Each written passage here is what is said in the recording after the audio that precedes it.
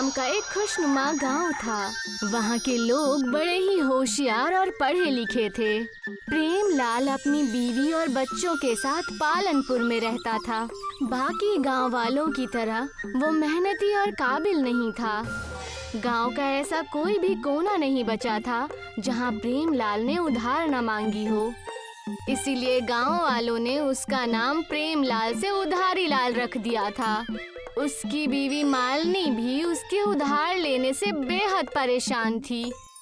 अजी कहाँ गए? मैं कब से आपको आवाज लगा रही हूँ। अरे हाँ भाई आया। अरे मैं हमेशा तुम्हारे साथ ही तो हूँ। आपके यहाँ साथ रहने से कुछ नहीं होगा। आपको जाकर बाहर काम भी करना पड़ेगा। और वैसे भी पूरा गांव उधारी के ताने मार मार के हमारा जीना हराम कर रखा है। अरे अब क्या हो गया? पूरा गांव तो खामखा हमारे खानदान के पीछे पड़ा हुआ है। इस गांव में अगर पत्ता भी गिर जाए तो सबको लगता है कि उसके पीछे मेरा ही हाथ है। इतना कहकर उधारी लाल घर से बाहर चला गया और बाजार जाकर उसने घर का राशन लेने को सोचा। बाजार जाते वक्त उधारी लाल को जमींदार और महाजन उसे देखकर, अरे जमींदार साहब, वो देखिए उधारी लाल अब नजर आया है। ये पैसे ले लेता है और नजर भी नहीं आता। चलिए इससे अपने पैसे वसूलते हैं। अरे भाई हाँ सही कह रहे हो। उधारी लाल ने हमसे अभी 4 दिन पहले ही 2000 रुपए लिए थे और कह रहा था कि रात को दे दूंगा। अब 4 दिन हो गए, ना पैसे दिए ना नजर आ रहा है। अरे दामोदर भैया, जल्दी से मुझे महीने भर का राशन दे दो। ये लो सामान की पुर्जी, और हाँ मेरे हिसाब में इसका सारा बिल लिख देना, ठीक है? अरे कैसा हिसाब? तुमने पिछले 4 महीने से कोई हिसाब नहीं किया। मेरी दुकान में बोर्ड लगा है और बोर्ड पर लिखा है आज नगद कल उधार, लेकिन तुमने तो इस बोर्ड का गलत मतलब समझ लिया है। इस पर यह नहीं लिखा कि हमेशा उधार दो और नगद ना लो। या तो तुमने मुझे बहुत बड़ा डोनर समझ लिया है, या तो फिर तुम मेरे ससुराल से आए हुए हो जो मैं तुम्हें उधार दे दूं। हाँ अरे मैंने तो आपको 6 महीने पहले ही पूरे पैसे दिए थे और अब आप फिर से पैसे मांग रहे हैं। 6 महीने पहले तो ऐसे बोल रहे हो जैसे कल की बात है। चुपचाप पैसे फेंको और तमाशा देखो। तंग आ गया हूँ मैं तुमसे। आज मैं कुछ सामान नहीं दूंगा तुम्हें। अरे दामोदर भाई साहब, सिर्फ एक बार मेरी तनख्वाह आ जाने दो। मैं तुम्हारे सारे पैसे ऐसे दे दूंगा, ऐसे पलक झपकते उधार चुका दूंगा। हाँ क्या कहा तुमने? तनख्वाह?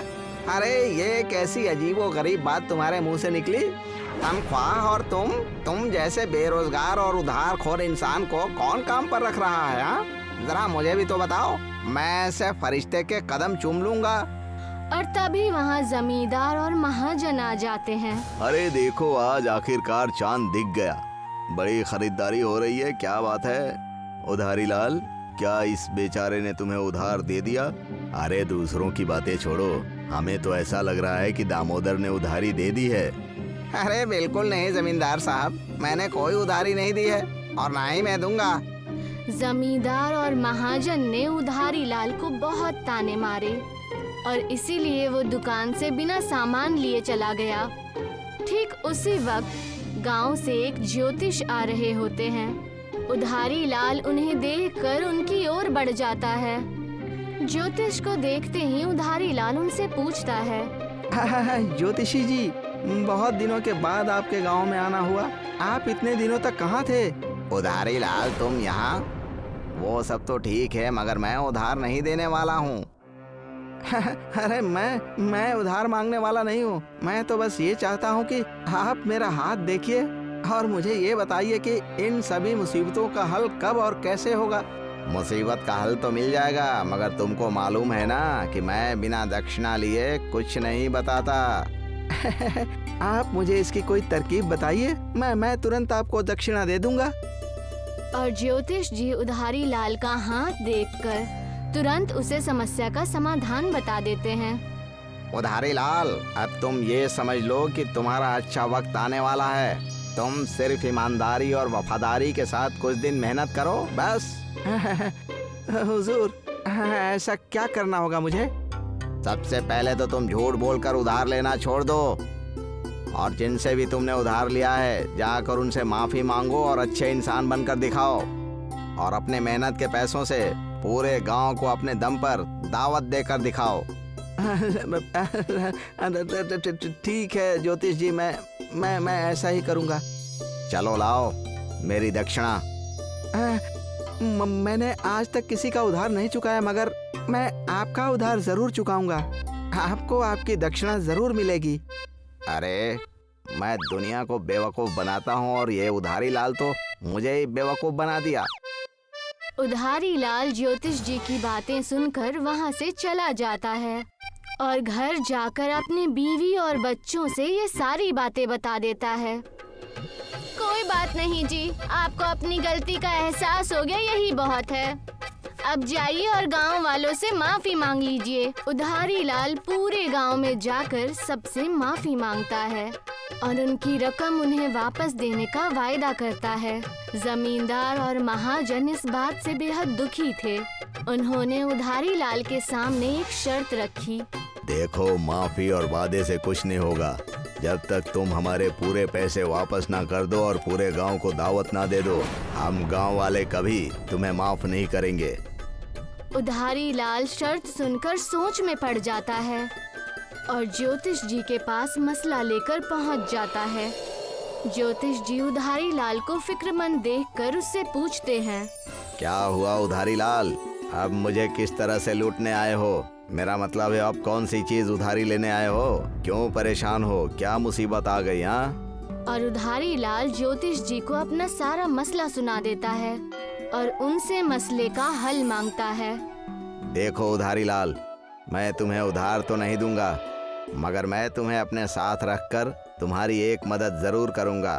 तुम यहाँ रोज आकर मेरे काम में मेरा हाथ बटाओ। मैं तुम्हें महीने का 10,000 रुपये तनख्वाह दूंगा। ठीक है जी जनाब, मुझे मंजूर है। मैं अब कभी उधारी नहीं लूंगा और आपके यहाँ काम भी करूंगा और सबका उधार भी चुका दूंगा, पक्का। इसी तरह उधारी लाल ज्योतिष जी के साथ काम करके और गांव वालों के सारे कर्ज उतारकर उन्हें दावत देता है और अपने परिवार के साथ खुशहाल जिंदगी जीता है। भागलपुर गांव में रंजीत रहता था। गांव में सूखा पड़ने की वजह से वो पूरी तरह से जमींदारों के कर्ज में डूब चुका था। पूरे गांव से रंजीत कर्जदार हो गया था। अनपढ़ और नाकामयाब होने की वजह से रंजीत शहर जाकर गांव वालों से छुपकर भीख मांगकर अपना गुजारा करता था। अपने गांव से निकलते ही भिखारी के रूप में आकर वो शहर चला जाता था। भगवान के नाम पर दे दे बाबा, बहुत बूढ़ा हो गया हूँ, गरीब भी हूँ। ठीक ठाक तो दिख रहे हो, जाकर काम क्यों नहीं कर लेते? बेटी अगर देना है तो दो, नहीं तो रास्ता नापो। रंजीत हमेशा ऐसा ही करता। वो गांव से शहर आकर सड़कों और तरह तरह की जगह पर भीख मांगता और अपने दिन की कमाई करके घर चला जाता। जमींदार साहब, वो देखिए, वहाँ से रंजीत आ रहा है। उससे अपने खेत का ब्याज मांग लीजिए, वरना कल सुबह वो फिर से भाग जाएगा। तुमने सही कहा, मेरे सोने के बाद ये गांव आता है और मेरे उठने से पहले गायब हो जाता है। जमींदार और मुंशी रंजीत के घर आ पहुंचते हैं। आज तुम्हारे दर्शन हुए हैं मालिक। मैं अपने मेरे पूरे खेत ले लिए हैं। अब ये छोटी सी कुटिया बची है, आप इसे भी हथियाना चाहते हैं। तुम ब्याज नहीं भरोगे तो हम ये सब ले लेंगे, इस घर को भी। ये लीजिए आपके ब्याज के पैसे, और अगले महीने मैं पूरे पैसे देकर अपने खेत छुड़वा लूंगा। रंजीत के हाथ में पैसे देखकर दोनों हैरान रह गए। जमींदार ने पैसे लिए और घर की चौखट से नाराज होकर चला गया। इसके पास इतने पैसे आए कहाँ से? और इसके हाव भाव से तो पता चल रहा है कि ये कोई गांव का बड़ा साहब हो। और बातें तो ऐसी कर रहा था कि वो सारे जमीनें खरीद लेगा। और ऐसा ही सिलसिला चलता रहा। रंजीत हमेशा गांव से सुबह शहर के लिए रूप बदलकर निकल जाता और शहर जाकर फिर से भिखारी बनकर भीख मांगकर पैसे जमा करता। एक दिन जमींदार अपनी बीवी मंगला को शहर में समंदर दिखाने के लिए लेकर गया हुआ था। वहां जाकर जमींदार ने देखा कि रंजीत भीख मांग रहा था। तुम मुझे 1 दोगे, मालिक तुम्हें 10,000 देगा। अच्छा, तो ये है तुम्हारा नया खेल। गांव में बड़े ठाट बाट से घूमते हो और यहाँ आकर भीख मांगते हो। कृपा करें मालिक, कृपा करें, ऐसा मत करिए मालिक। मैं बस ये अपना घर चलाने के लिए करता हूँ। मैंने आपके पूरे पैसे इकट्ठे कर लिए हैं और मैं जल्द से जल्द आपके पास आने ही वाला था। तुम बस गांव चलो और वहाँ चलकर देखना, तुम्हारा रहना हराम हो जाएगा। जमींदार और मुंशी ने मिलकर पूरे गांव वालों को ये बात बता दी। रंजीत जहाँ कहीं भी जाता, लोग उसे भिखारी कहकर शर्मिंदा करते। अरे वो देखो, गांव का सबसे बड़ा भिखारी गांव में आ रहे हैं। हाँ हाँ, जल्दी से जेब से चिल्लर निकालो, इन्हें भीख भी तो देनी है हमें। पूरे गांव से रंजीत अपने भिखारी होने के ताने सुन सुनकर थक हार कर परेशान होकर भागलपुर गांव छोड़कर चला जाता है। उस जमींदार ने मेरी जमीन ले ली, मेरा घर ले लिया, मेरा सब कुछ ले लिया। भगवान ने अनाथ भेजा था। आज इस उम्र में भी मैं अकेला ही हूँ। इस जिंदगी में रोने से अच्छा है तो मैं मर ही जाता हूँ। रंजीत ऊंचे पहाड़ पर चढ़कर गहरी सोच में पड़ा ही था। वहाँ पर एक तपस्वी साधु तपस्या में लीन थे और उनकी आँख खुल गई। उन्होंने देखा कि रंजीत उस पहाड़ की चोटी पर खड़ा है। तुम बहुत परेशान लग रहे हो बालक, क्या समस्या है? और यहाँ इस चोटी पर सालों से कोई नहीं आया, तुम यहाँ क्यों आए हो? मैं क्या बताऊं, मेरी जिंदगी इस पहाड़ से, इस खाई से भी ज्यादा गहरी और बेकार है। रंजीत अपनी सारी बातें उस तपस्वी साधु को बताता है। मेरी तपस्या भंग करने का मैं तुम्हें दंड भी दे सकता हूँ, लेकिन तुम्हारी समस्या बहुत जटिल है, तो मेरे पास एक तुम्हारे लिए बेहतरीन उपाय है। तपस्वी साधु ने अपनी कमंडल से जल निकालकर रंजीत के ऊपर छिड़क दिया। रंजीत ने जैसे ही आंखें बंद की, रंजीत के ऊपर एक बड़ी सी रोशनी आ गई और रंजीत अपनी भिखारी के वेश में आ गया। ये आप क्या कर रहे हैं और मैं इस भेष में कैसे आ गया? मैंने तुम्हें आशीर्वाद दिया है, तुम जब भी इस भेष में कुछ भी भिक्षा लोगे, वो भिक्षा 4 गुना ज्यादा हो जाएगी, लेकिन सिर्फ इस भेष में रहने पर ही। और इसकी शुरुआत मैं करता हूँ। आप क्या करने वाले हैं गुरुजी? मैं ये तुम्हें सोने के सिक्के भिक्षा में दे रहा हूँ। बहुत कम ऐसे होते हैं जिन्हें साधु भिक्षा देते हैं। मैं तुम्हें आशीर्वाद के तौर पे दे रहा हूँ। मैं इसे एक सपना समझूं या क्या समझूं? ये मेरे साथ मालिक ने कैसा खेल खेला है, मुझे कुछ समझ में नहीं आ रहा। जैसे ही तपस्वी साधु ने एक सोने का सिक्का दिया, रंजीत के भिखारी के वेश में होने की वजह से वो सिक्का 4 गुना ज्यादा हो गया। रंजीत की आंखें उन सिक्कों को देखकर हैरान रह गईं। रंजीत ने उन सिक्कों को शहर जाकर एक जोहरी की दुकान पर बेच दिया और सारे पैसे लेकर गांव के पास वाली जमीन में एक बड़ा सा घर बनवाया। ठेकेदार साहब, मेरा ये घर बहुत बड़ा बनवाना। मेरे भागलपुर गांव वालों को यहाँ दावत देनी है। जो आदमी सड़कों पर भीख मांगता था, आज वो इस तरह का कैसा हो गया? समय का खेल है बस। तुम बस मेरा घर अच्छे से बना दो, बाकी काम मुझ पर छोड़ दो। बड़ा सा घर बनाकर रंजीत भागलपुर गांव वालों से अपनी बेइज्जती का बदला लेना चाहता था। रंजीत को जो भी शहर में भीख देता, तपस्वी साधु की दुआ से वो 4 गुना ज्यादा हो जाती। देखते ही देखते रंजीत भिखारी से अमीर बन गया। लेकिन रंजीत का सारा बर्ताव भिखारी जैसा ही था। उसने अपने बड़े से घर में एक बड़ी सी दावत रखी और उसने जमींदार, मुंशी और सारे गांव वालों को बुलाया। उसने अपना नाम छिपाकर सारे गांव वालों को दावत दी। सुनो सुनो सुनो, भागलपुर गांव के पास जो बड़ा सा महल बना है, वहां के मालिक ने दावत पर बुलाया है। सुनो सुनो सुनो।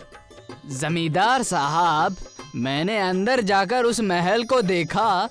वो बहुत बड़ा महल है, हमें चलना चाहिए। वहाँ जाकर हमें भी फायदा हो सकता है। अच्छा, तब तो हमें जरूर चलना चाहिए।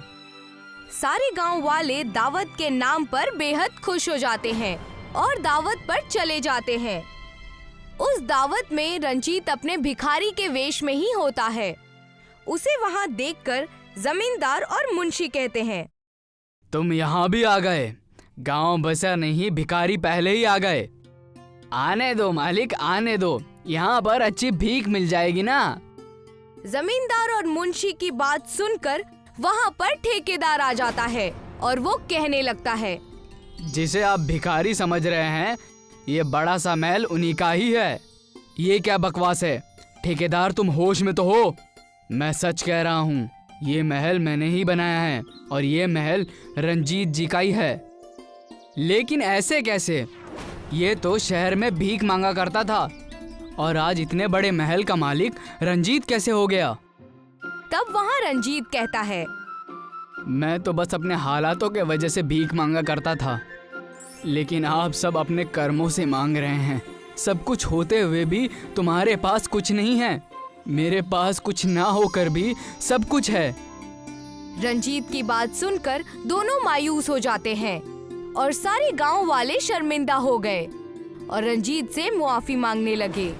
लेकिन उसके बाद भी रंजीत शहर जाकर भीख मांगकर अपनी जिंदगी जीता था। खड़गपुर नाम के एक गांव में एक अनाथ आश्रम था। उस अनाथ आश्रम में प्रदीप अपने 4 अनाथ बच्चों के साथ रहता था। प्रदीप बचपन से ही अनाथ आश्रम में रहने की वजह से अकेला था। उसका खानदान बस ये 4 बच्चे ही थे। चारों बच्चे तरह तरह के थे। कोई बहुत चालाक था तो कोई बेहद बेवकूफ, तो कोई आलसी था तो कोई बहुत मेहनती। सब मिलकर आश्रम में रहते थे और अपना अपना जीवन व्यतीत करते थे। आश्रम दान और लोगों की दया की वजह से चल रहा था। प्रदीप बच्चों की सेवा के कारण कोई दूसरा काम नहीं कर पाता। एक दिन एक 4 साल का बच्चा प्रदीप को रास्ते पर भीख मांगता हुआ नजर आया। प्रदीप उस बच्चे को आश्रम ले आया। 4 साल के सिद्धार्थ को आश्रम के जब दूसरे बच्चे अमन, परम, प्रेरणा और अनामिका ने देखा तो वो लोग बेहद खुश हो गए। उन बच्चों में सबसे बड़ी थी अनामिका, जो बेहद समझदार थी। प्रदीप काका, अब हमें एक और बच्चे सिद्धार्थ की तालीम और उसकी परवरिश के बारे में सोचना होगा। लगता है मुझे कुछ काम करना होगा, क्योंकि लोगों का अब दान धर्म से भरोसा उठ चुका है। हमें ही कुछ न कुछ करना होगा। अनामिका बेटी, मैं सोच रहा हूँ कि मैं कुछ दिनों के लिए शहर चला जाऊँ। अगर आप चले जाएंगे तो आश्रम को संभालेगा कौन?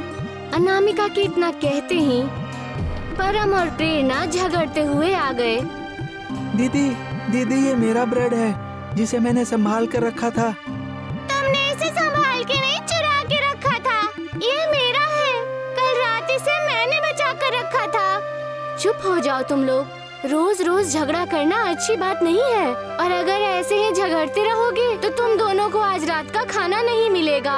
लेकिन दीदी, परम ने मेरा ब्रेड ले लिया। मैं तुम्हें दूसरा पूरा नया खरीद कर ला कर दूंगी। अब चुप हो जाओ। मगर दीदी, आप मुझे नहीं देंगे? सारी बातें खत्म हो ही रही थी कि वहाँ पर सिद्धार्थ आ गया, और सिद्धार्थ को देखते ही, ये लो छोटे उस्ताद, ये मैंने तुम्हारे लिए बचा कर रखा है। शुक्रिया भैया। प्रदीप ने सारे बच्चों को शांत किया और उन्हें दावत खाने के लिए कहा। तभी वहाँ अमन आ गया। प्रदीप अंकल, 2 दिन बाद क्रिसमस है ना? सांता क्लॉज हमें क्या गिफ्ट देंगे? सांता क्लॉज उन्हीं बच्चों को गिफ्ट देते हैं जो बच्चे गंदे काम नहीं करते, जो बच्चे शरारत नहीं करते, जो बच्चे अपनी तालीम और अपना होमवर्क सही समय पर करते हैं, उन्हें गिफ्ट मिलता है। और तुम सब मस्तीखोर है, तुम्हें कोई गिफ्ट नहीं मिलेगा। मगर मैं पिछले कुछ दिनों से कोई मस्ती और गलत काम नहीं कर रहा हूँ। मैं दिल लगाकर पढ़ाई करता हूँ, मुझे सांता जरूर गिफ्ट देंगे। अरे ये सब बस कहानी होती है, असलियत में ये सब कुछ नहीं होता। दावत खत्म करते ही अनामिका ने प्रदीप से घर के राशन के बारे में बोला। प्रदीप अंकल, हमारे पास सिर्फ कल तक का ही राशन बचा हुआ है। कई दिनों से लोगों ने कोई मदद नहीं की है और परसों क्रिसमस भी है।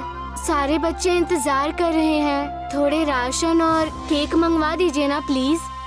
अरे हाँ, तुम इसकी फिक्र मत करो, मैं इसकी कोई तरकीब निकालता हूँ। प्रदीप घर से निकल जाता है। राशन और बच्चों की खुशी के लिए वो राशन उधारी लेने की सोचता है। एक चोर पर्स लेकर भाग रहा होता है। तभी अचानक वो प्रदीप से टकरा जाता है और उसका सामान वहीं गिर जाता है। तभी चोर के पीछे भाग रहे लोग प्रदीप के पास सामान देखकर प्रदीप को ही चोर समझने लगते हैं। प्रदीप को चोर समझकर लोगों ने प्रदीप को पुलिस के हवाले कर दिया। नहीं, मुझे छोड़ दो, मैं बेकसूर हूँ। मेरे परिवार वाले घर पर मेरा इंतजार कर रहे हैं, मुझे जाने दो। प्रदीप को पुलिस स्टेशन ले जाकर बंद करवा दिया। दूसरी तरफ बच्चे प्रदीप का इंतजार कर रहे थे। प्रदीप के देर रात तक घर न लौटने के कारण सिद्धार्थ रोने लगता है। पापा को बुला दो, मुझे उनसे मिलना है। पापा आपके लिए केक लाने गए हैं ना, वो आते ही होंगे। अनामिका ने सिद्धार्थ को जैसे तैसे दावत खिलाकर सुला दिया और परम को आश्रम में सिद्धार्थ का ख्याल रखने को कहा और खुद अमन और प्रेरणा के साथ प्रदीप को ढूंढने के लिए निकल गई। दीदी, आपको क्या लगता है इतनी देर तक प्रदीप अंकल कहाँ होंगे? कहीं कुछ गड़बड़ तो नहीं हो गई? मुझे लगता है इसी मार्केट में होंगे। राशन लेने के लिए घर से यहीं निकले थे प्रदीप अंकल।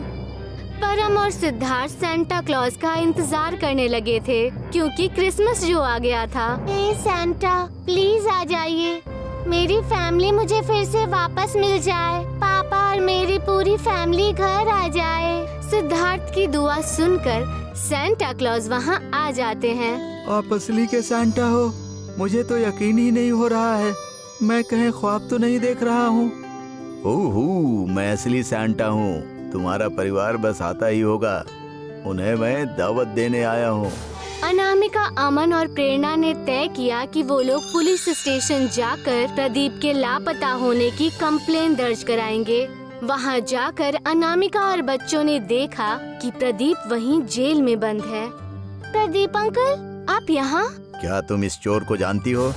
ये चोर नहीं है, ये हमारे अंकल हैं। हम सब एक ही आश्रम में रहते हैं। इसका मतलब कि तुम सच कह रहे थे। हमें माफ कर देना, अब तुम जा सकते हो। बच्चे और आश्रम की बात सुनकर पुलिस ने प्रदीप को छोड़ दिया। सारे निराश होकर घर आ गए और वहाँ आकर देखा तो सारे लोग हैरान रह गए। कमरा लाइट और गुब्बारों से सजा हुआ था। सिद्धार्थ और परम ने नए कपड़े पहने हुए थे। आप लोगों ने आने में थोड़ी देर कर दी। ये लीजिए, ये रही आपकी दावत और कुछ सामान, पूरे साल भर का राशन और सभी बच्चों के लिए तोहफे भी। हमें तो यकीन ही नहीं हो रहा है। शुक्रिया सांता, अब मैं कभी मस्ती नहीं करूँगा।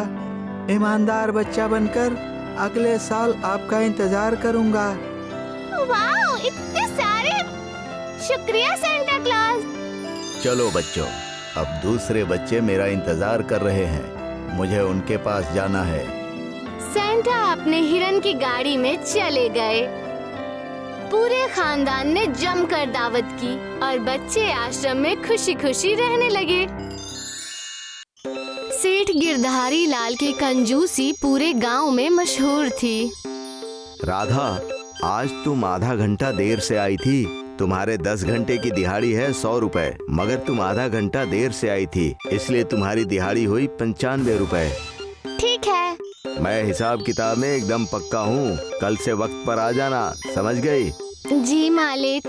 सेठ गिरधारी लाल दूसरों के साथ ही नहीं बल्कि अपने खुद के परिवार के साथ भी कंजूस था। इस बार मैंने 2 बोरी चावल बोले हैं, आप किराने वाले को पैसे दे देना। अरे बाबा, 2 बोरी चावल, इतने सारे अनाज का हम क्या करेंगे? अरे, इस महीने मेरे दोनों भाई आने वाले हैं, अब वो जवान हैं तो खाना तो खाएंगे ना। हो गया फना। अरे मैं हूँ कि मर मर कर पैसे जमा कर रहा हूँ और तुम उसे लुटा रही हो। क्या जरूरत है तुम्हारे दोनों भाइयों के यहाँ आने की? वो उनके कॉलेज की छुट्टी है, कई सालों से मुझसे मिले नहीं, इसीलिए मैंने कहा कि तुम दोनों यहाँ आ जाओ। अरे बददिमाग औरत, तो खुद चली जाती ना अपने मायके कुछ दिनों के लिए। ये तो मैंने सोचा ही नहीं। अरे तो सोच, तू मायके जाएगी तो भाइयों के साथ साथ अपने माँ बाप बहन बहन सबसे मिलेगी। हाँ, वैसे भी कई सालों से मैं अपने मायके नहीं गई। अरे तो जल्दी जा, सोच क्या रही है? मैं कल ही तेरी टिकट करवाता हूँ। ठीक है। गिरधारी लाल ने एक बोरी अनाज बचा लिया और वो बहुत खुश हो गया, पर उसे कहाँ पता था कि उसकी पत्नी का मायके जाना उसे इतना ज्यादा महंगा पड़ेगा। शाम को रेणुका बाजार से ढेर सारी शॉपिंग करके लौटी। अरे बाप रे, ये सब क्या है? शॉपिंग है और क्या। मगर इतनी सारी? हाँ, अब मायके जाऊंगी तो खाली हाथ थोड़ी न जाऊंगी। आपकी इज्जत का भी तो ख्याल रखना है, वरना मेरे मायके वाले कहेंगे कि रेणुका का पति तो बड़ा कंजूस है, कुछ भी नहीं भेजा। लेकिन पता है, मैंने आपके फिर भी बहुत पैसे बचा लिए हैं। और वो कैसे? मैंने ये सब सेल में खरीदा है, 50% की छूट पे। हे भगवान, कोई तो इस बेवकूफ को समझा दे। तू चाहे सेल में खरीद या कैसे भी खरीद, फिर भी पैसे तो हमारे गए ना। हाँ, वो तो है। गिरधारी लाल अपनी पत्नी को डांटता रहा, पर क्या फायदा, गिरधारी लाल के पैसे तो चले ही गए। खैर, अगले दिन गिरधारी लाल की पत्नी ट्रेन में बैठकर अपने मायके चली गई। अब कम से कम कुछ दिनों तक मेरे पैसे तो बच जाएंगे। कुछ दिनों के लिए गिरधारी लाल बहुत खुश था। उसके घर में राशन भी बहुत कम ही आ रहा था। वो रोज दाल चावल बनाकर खा रहा था। इसे कहते हैं ना पैसों की बचत। वरना रेणुका होती तो ये लाओ, वो सब्जी, ये पनीर, बाप रे बाप कितना खर्च करवाती है वो। लगभग 1 महीने बाद रेणुका लौट आई और गिरधारी लाल के चेहरे पर उदासी छा गई। ये सब सामान लेते हुए आना। हाँ, 5 किलो शक्कर, 4 किलो दाल, 2 किलो घी, 10 किलो तेल, इतने सारे सामान की जरूरत कैसे नहीं है? अब 2 लोग होंगे तो इतना खाना तो खाएंगे ना। अरे तू औरत है या शैतान? इतना सारा सामान खाएगी? अब आप जो भी बोल लो, ये सारा सामान तो आपको लाना ही होगा। गिरधारी लाल रेणुका को समझाता रहा कि खर्चा कम कर दे, पर रेणुका कहाँ सुनती। वो अपने पति के कंजूसी से वाकिफ थी।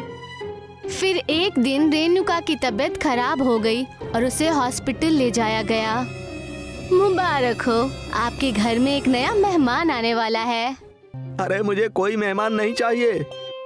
मैं बोल रही हूँ कि आपकी पत्नी गर्भवती है। आपके घर में एक छोटा बच्चा आने वाला है। ये सुनकर गिरधारी लाल खुश हुआ, लेकिन फिर वो पैसों के बारे में सोचने लगा। बच्चा आएगा मतलब उसके खर्चे बढ़ जाएंगे, उसका खाना, उसके कपड़े, उसकी पढ़ाई का खर्च। हे भगवान! गिरधारी लाल के चेहरे की हवाइयाँ उड़ गई थी। ये देखकर उसकी पत्नी समझ गई, जरूर आप पैसों का सोच रहे होंगे, है ना? हाँ, क्यों ना सोचूं? आखिर पैसे तो मेरे ही जाएंगे ना। हाँ तो क्या हुआ, बेटा भी तो आपका ही है ना। अरे वही तो तकलीफ है। अब बच्चे के पैदा होने का खर्च, के खाने का खर्च, कपड़ों का खर्च और फिर पढ़ाई का खर्च। अरे रे, आप इतनी दूर चले गए। जब बच्चा पैदा होगा तो आपको सबको दावत देनी पड़ेगी, ये भूल गए क्या? क्या? रेणुका ने गिरधारी लाल को एक नई समस्या दे दी थी। उस दिन से गिरधारी लाल सोचने लगा कि वो कैसे दावत के पैसे बचाएगा। अरे कम से कम 40-50 लोग तो आएंगे ही, सबको भरपेट खाना खिलाना, वो भी पकवान। बाप रे बाप, मैं तो लुट जाऊंगा। मुझे कुछ ना कुछ तो सोचना ही पड़ेगा। यहाँ रेणुका के डिलीवरी का समय नजदीक आ रहा था और गिरधारी लाल परेशान होता जा रहा था। क्या करूं? आखिर एक दिन गिरधारी लाल को ये योजना मिल ही गई और उस दिन उसके चेहरे पर मुस्कान आई। रेणुका ने एक बेटे को जन्म दिया। गिरधारी लाल बहुत खुश था। अरे मेरा बेटा, तुम जितने चाहो उतने मेहमानों को बुलाओ दावत पर। क्या हुआ, आज सूरज मगरिब से निकला है क्या? अरे वो तो मालूम नहीं, मगर आज मुझे बेटा हुआ है। हाँ। इस खुशी में रेणुका ने अपने सारे परिचित और रिश्तेदारों को दावत का न्योता दिया। वो कब से सबको दावत पर बुलाना चाहती थी, लेकिन अपने पति के कंजूसी की वजह से ऐसा कर नहीं पा रही थी। दावत वाली रात को गिरधारी लाल के घर में मेहमानों की भीड़ लग गई थी। गिरधारी लाल ने अपने नौकर को आवाज लगाई, अरे शंभू, सभी मेहमानों के सामने पकवान रख दे। शंभू ने हर आदमी के सामने एक प्लेट रखी जिसमें सिर्फ 2 लड्डू थे। बस 2 लड्डू देखकर लोग हैरान रह गए। अरे ये क्या, बस 2 लड्डू? अरे आप कंजूस से और क्या उम्मीद कर सकते हैं? अरे यहाँ बुलाकर कम से कम हमारी बेइज्जती तो नहीं करते। लोग उठकर जाने ही वाले थे कि अरे अरे रुकिए रुकिए रुकिए, ये आपकी बेइज्जती करने के लिए नहीं, बल्कि ये एक खेल है। आपके सामने 2 लड्डू हैं, जब आप उसे खा लेंगे तो 2 और लड्डू रख दिए जाएंगे, फिर 2 और ऐसे करते करते आप बेहिसाब लड्डू खा लेंगे और हर लड्डू खाने के लिए आपको 10 रुपए भी मिलेंगे। क्या कहा आपने? 10 रुपए? अरे वाह वाह वाह वाह वाह, ये लड्डू आपको बिना हाथ मोड़े और बिना मुंह को प्लेट में लगाए खाना होगा। अरे भला ऐसे भी कोई खा सकता है क्या? जरूर ये कंजूस हमें कुछ खिलाना ही नहीं चाहता। हाँ बिल्कुल, लगता है ये इसकी कोई साजिश है। खाना खाने बैठे सारे लोग गिरधारी लाल की कंजूसी समझ चुके थे। इसी भीड़ में एक समझदार युवा था, गणेश। गणेश को एक तरकीब सूझी। वो सरपंच के पास गया और उन्हें अपने मंसूबे बताए। वाह, ये तो बहुत ही अच्छा आइडिया है। गणेश ने सभी गांव वालों को एक एक करके अपने मंसूबे बता दिए और सारे खुश हो गए। पर गिरधारी लाल को समझ नहीं आ रहा था कि आखिर ये हो क्या रहा है। ये लोग कितनी भी कानाफूसी कर लें, मगर कोई तरीका ही नहीं है जिससे ये लोग मेरे लड्डू खा सकें। लेकिन गिरधारी लाल की ये गलतफहमी टूट गई जब उसने देखा कि सभी लोग अपने बगल में बैठे लोगों को लड्डू खिला रहे थे। अरे ये क्या? लोग लड्डू खाए जा रहे थे और गिरधारी लाल का सेवक लड्डू पे लड्डू परोसे जा रहा था। मैंने 10 लड्डू खा लिए, लाओ मेरे 100 रुपए। हाँ जनाब, मैंने तो 16 लड्डू खाए गिरधारी भाई, ये आपका अच्छा था। लड्डू भी खा लिए और पैसे भी दोगे। ये खेल अब रोज खेला करो भाई। पैसे ले और निकल यहाँ से, चल। एक एक करके सबको गिरधारी लाल को पैसे देने पड़ गए और अपनी जेब खाली देखकर अरे ये दावत तो मुझे बहुत महंगी पड़ी। काश मैं लोगों को सच्चे दिल से दावत देता, कम से कम मेरे इतने पैसे तो नहीं बर्बाद होते। इसीलिए मैं आपको हमेशा कहती हूँ कि इतनी भी कंजूसी मत किया कीजिए, पर आप मेरी सुने तब ना। अब गिरधारी लाल अपना सर पकड़कर बैठा था। वो करता भी तो क्या, उसके इतने सारे पैसे जो लुट चुके थे।